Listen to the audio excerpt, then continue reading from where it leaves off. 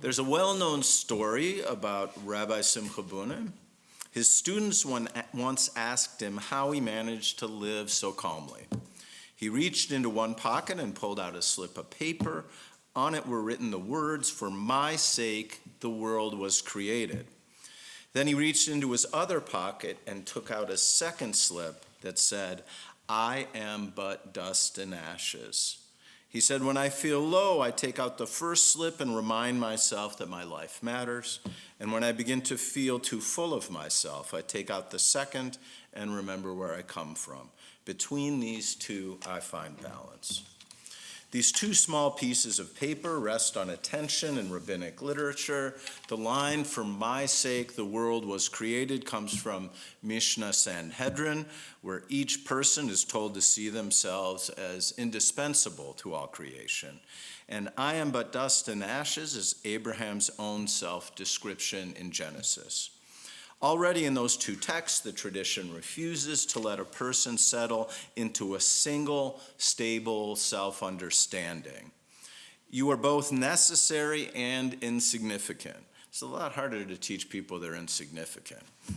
Religious life begins not by resolving that contradiction, but by embracing it. Few of us struggle with only one aspect of any parts of our life. More often, the challenge is moving among 2, 3, even 4 aspects and learning when each is helpful. I've spoken about this idea a lot over the past weeks, and it's because it's always relevant. To everything, there is a season and a time for every purpose under heaven. I'm quoting the book of Ecclesiastes. And the rabbis understand it as a meditation on impermanence. They also think that it teaches about the impossibility of resolving the most important questions in life. Life does not stabilize, it oscillates. There's no single approach that works all the time. What is appropriate in one season is inappropriate in another. And these words found their way into popular culture through Pete Seeger and later the Byrds song, "Turn, Turn, Turn." Seeger added only a single line, "A time for peace."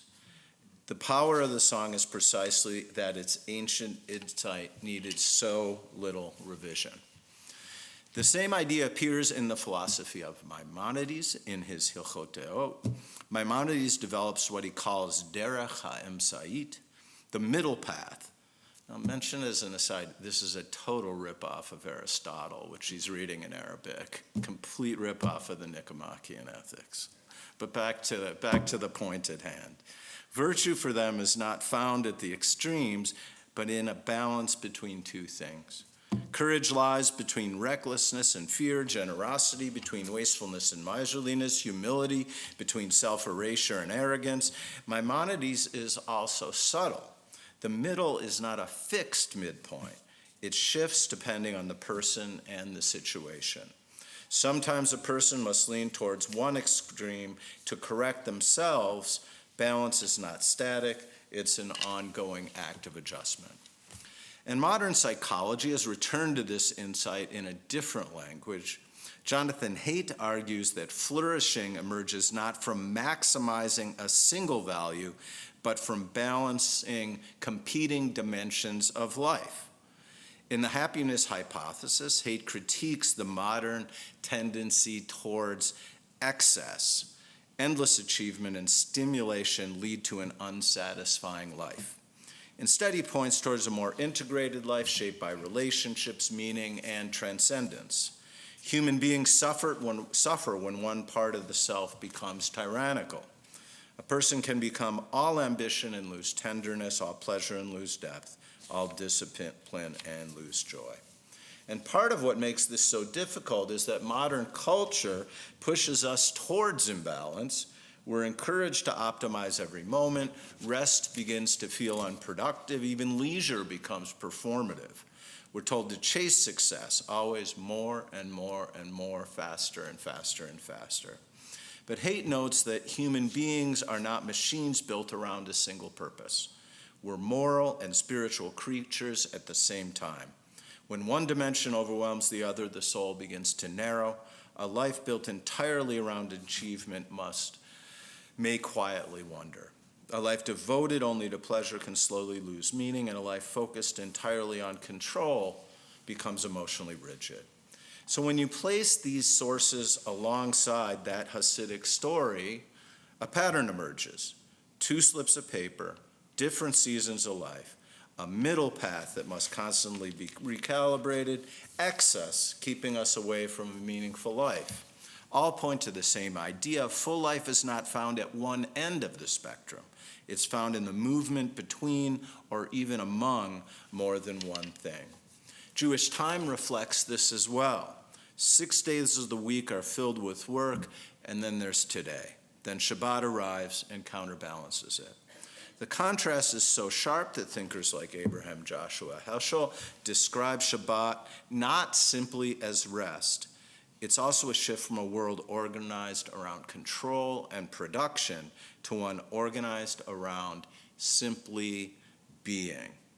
Shabbat does not eliminate work, it limits it. It places a boundary around it. It reminds us that a life entirely organized around one mode will eventually distort us. Without work, there's no building. Without rest, there's no revitalizing that effort. The two depend upon each other. So let's return again to Rabbi Simcha Bunim. We see that what he carried in his pockets was a process. There are moments when a person needs to be lifted, reminded of their worth. There are moments when a person needs to be reminded of their limits. Neither one is always correct.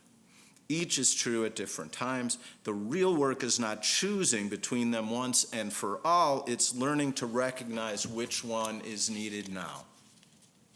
So maybe the question this Shabbat is not whether our lives are balanced in some final stable way. They probably aren't. They probably never will be. The question is whether we're living out of only one of those slips of paper.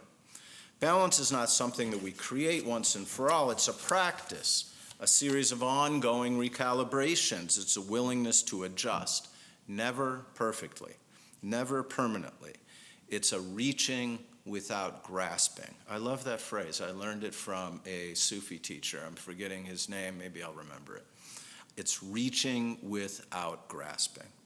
On this Shabbat, there is an opportunity to step outside our usual rhythm, to notice where something feels out of whack, to seek a sense of steadiness by embracing tension and having the strength to hold it. The Hasidic master with his 2 slips of paper, Ecclesiastes with its seasons, Maimonides with his middle path, modern psychology with its criticism of excess. Life is not meant to be lived at one extreme. It's meant to be lived in balance. Shabbat Shalom.